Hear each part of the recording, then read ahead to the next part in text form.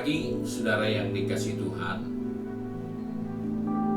Kita jumpa lagi dalam renungan pagi GPD Bethesda Makassar. Pagi ini saya akan baca dari Injil Lukas pasal 17 ayat pertama hingga ayat yang ke-6 sebagai berikut bunyi firman Tuhan.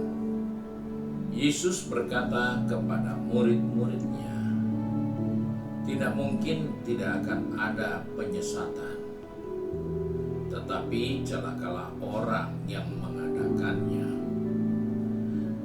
Adalah lebih baik baginya jika sebuah batu kilangan diikatkan pada lehernya, lalu ia dilemparkan ke dalam laut, daripada menyesatkan salah satu dari orang-orang yang lemah ini. Jagalah dirimu, jikalau saudaramu berbuat dosa, tegurlah dia, dan jikalau ia menyesal, ampunilah dia.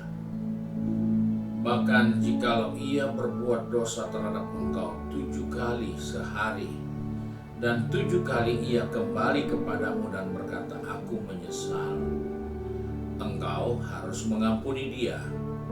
Lalu kata rasul-rasul kepada Tuhan, "Tambahkanlah iman kami."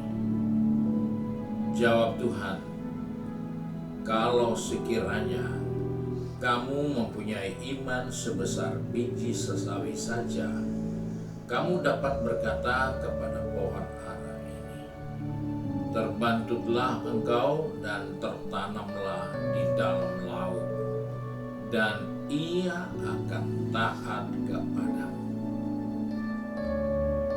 Puji Tuhan, kita menemukan satu nasihat dari Yesus kepada murid-muridnya tentang bagaimana menjalani hidup sebagai orang yang beriman. Bahwa ketika kita beriman, jangan sampai tindakan, pola atau gaya hidup kita justru menyesatkan orang banyak. Karena itu Yesus katakan, kalau ada saudaramu yang ada dalam kelemahan, dalam keadaan berdosa, tegurlah orang itu, dan jika ia menyesal, ampunilah dia.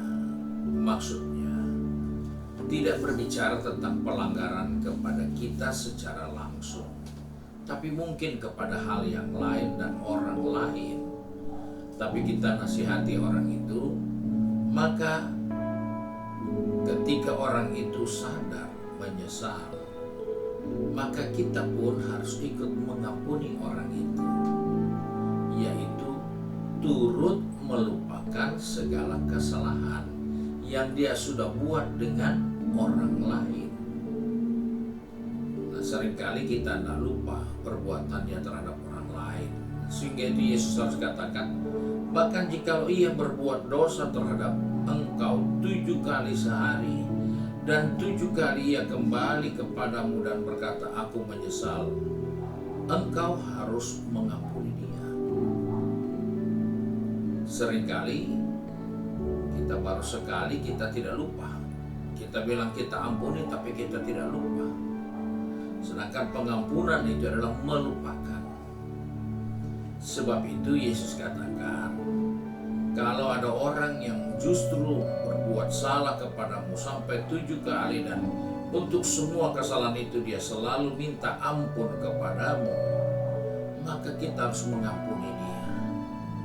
Mendengar kisah itu, mendengar nasihat itu, murid-murid Tuhan berkata, "Tambah iman kami Tuhan." Tidak mudah menyelesaikan persoalan begini, tambah iman kami. Tetapi Yesus berkata, iman yang sebesar biji sesawi itu akan melakukan hal yang luar biasa. Hal ini menjadi perhatian secara khusus untuk kita, bahwa jangan salah, ketika kita mengampuni orang, kita berhadapan dengan kesalahan orang, baik itu secara langsung kepada kita ataupun tidak langsung, maka kita harus melakukan tindakan mengampuni, dan itu didasari atas iman kita. Jadi pengampunan itu bukan hanya sekedar hati kita lapang, kita mengampuni, tetapi pengampunan itu dengan dasar iman yang hidup.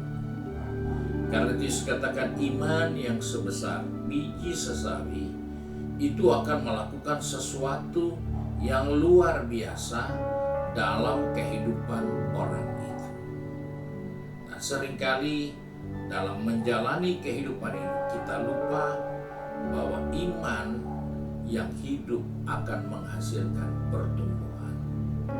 Dia boleh kecil seperti biji sesawi, tapi dia akan bertumbuh menjadi suatu pohon yang besar. Itulah iman yang hidup.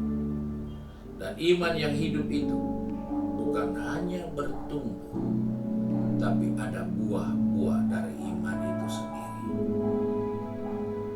Dan iman yang berbuah, yang hidup, itu ada kuasa di dalamnya.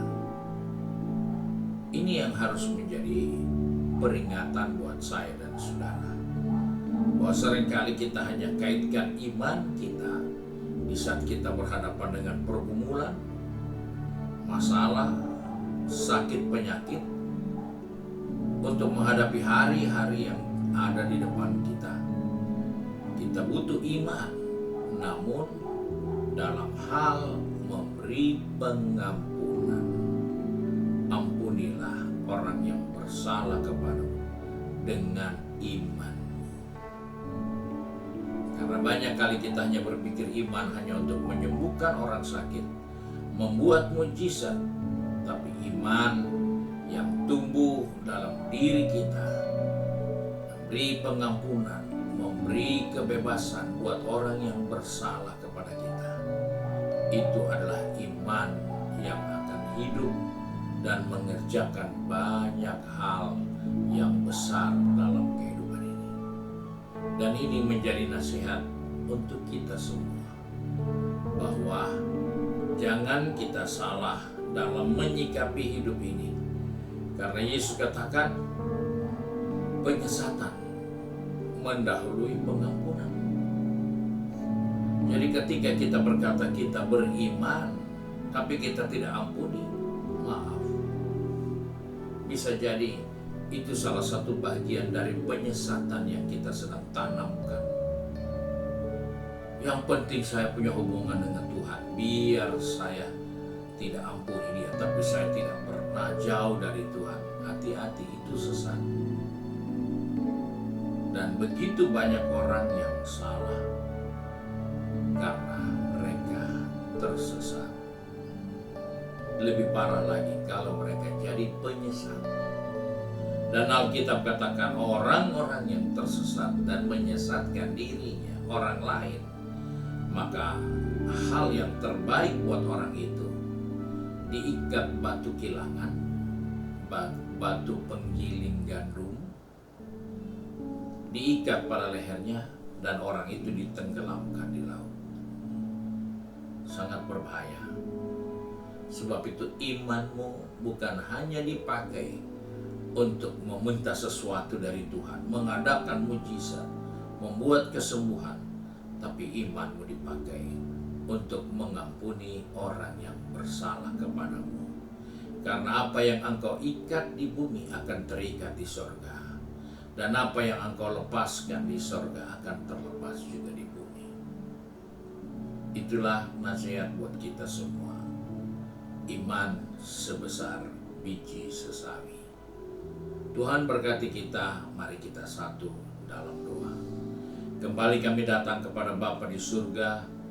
Kami menaikkan puji dan syukur kepadamu karena Engkau mengingatkan kepada kami bahwa di dalam perjalanan kehidupan ini seringkali kami tersesat oleh perasaan kami, oleh pikiran kami, bahkan oleh tindakan kami menjadi penyesat.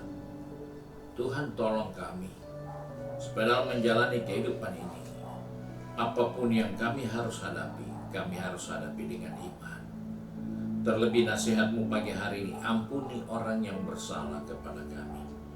Biarlah kami lakukan itu dengan iman kami. Karena dengan demikian akan ada kuasa yang hidup dari iman yang kami miliki. Tuhan, tolong anak-anak-Mu yang sudah pergi bekerja, berbisnis, sudah studi, dan kegiatan dalam rumah tangga, bahkan kepada institusi mereka mengabdikan diri. Tuhan, ingatkan kami supaya kami memiliki iman yang hidup, yang akan bertumbuh dan berbuah melalui tindakan kami yang benar. Pegang tangan kami, atur langkah kaki kami. Biarlah sepanjang hari ini Bapa di surga dipermuliakan atas kehidupan kami semua. Terima kasih ya Bapa. Kami bersyukur dan berdoa di dalam berkat nama Tuhan Yesus Kristus. Haleluya. Amin. Puji Tuhan. Tuhan Yesus memberkati kita dan selamat pagi.